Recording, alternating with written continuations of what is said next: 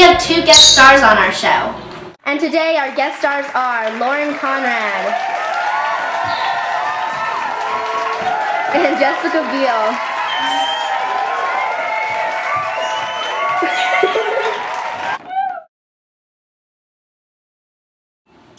We have sugar, baking powder, baking soda, salt, flour, vegetable shortening, lemon extract, vanilla extract, and 2 lemons. The baking sheet that we are using is made out of steel and is coated with Teflon, and it has a rough, bumpy texture, and that helps to keep the cookies from sticking.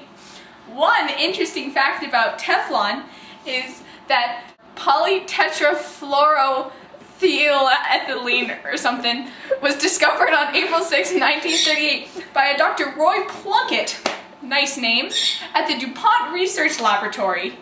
The specific heat capacity of steel is 0.420 joules per grams times degrees Celsius.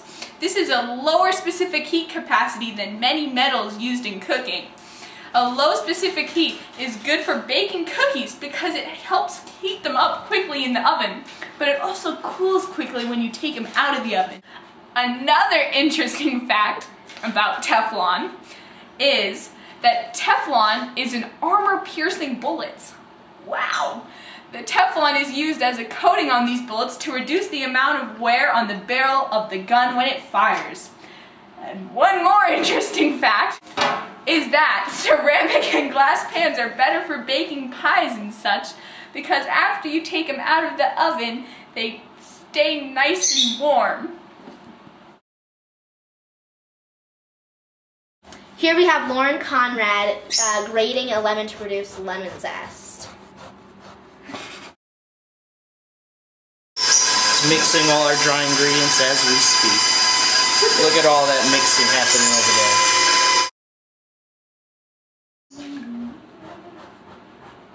We're actually getting pretty close here. Frickin' bird. Right now we're mixing together all of the ingredients. This recipe calls for both baking soda and baking powder. These are both leavening agents. Baking soda is sodium bicarbonate. It's activated by acid, such as lemons, which are in the ingredients. Baking powder is also sodium bicarbonate, but it already contains acid. One interesting thing about baking soda is the chemical reaction when you add vinegar to it. The chemicals react and make foam and bubbles. Another very important enemy of baking soda is acid in any form. When you add vinegar or any other acid to baking soda, it foams up and they neutralize each other, hitting a pH balance which may or may not neutralize the pH. Depending on the acidity of the vinegar. There are also household uses for baking soda, such as cleaning stovetops and counters if there are stains. It can also neutralize smell. Also, you can make face wash out of it.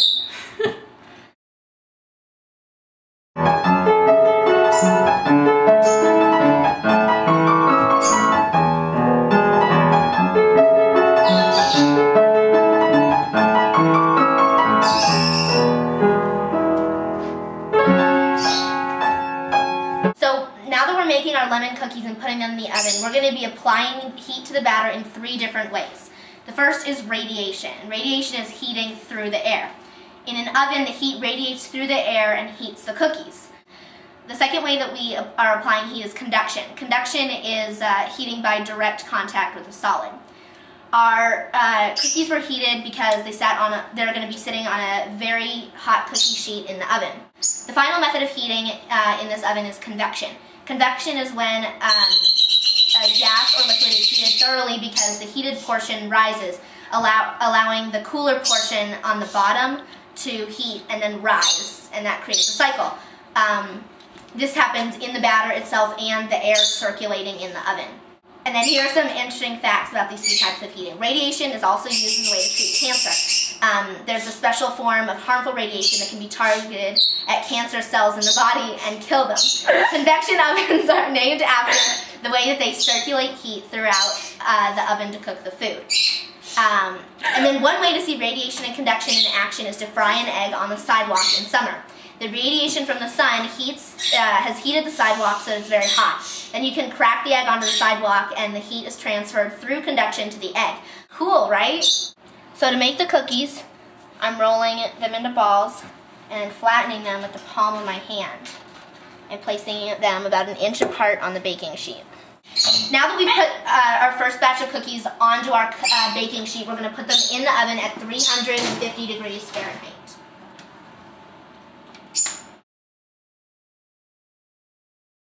We're talking.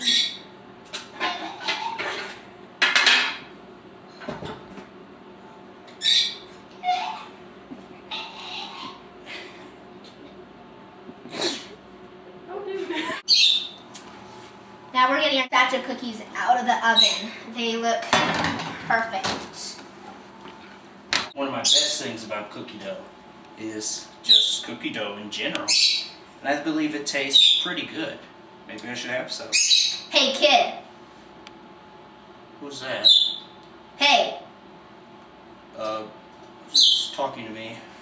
There's nobody here. It's me, the cookie dough. The bacteria I might have can have some bad effects on the human body. Like what? Like E. coli. Ah, that does sound pretty familiar to me though. It should. In 2009, 36 received food poisoning from eating meat uncooked. But it's not just meat other foods that haven't been cooked can contain.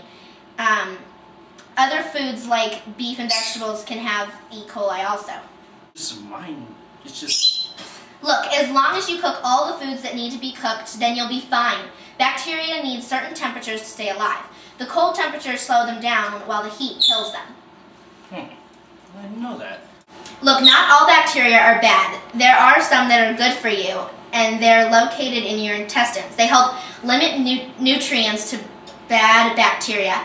Also, inside your body, E. coli is good. It lives in your lower intestine, helping breaking foods down.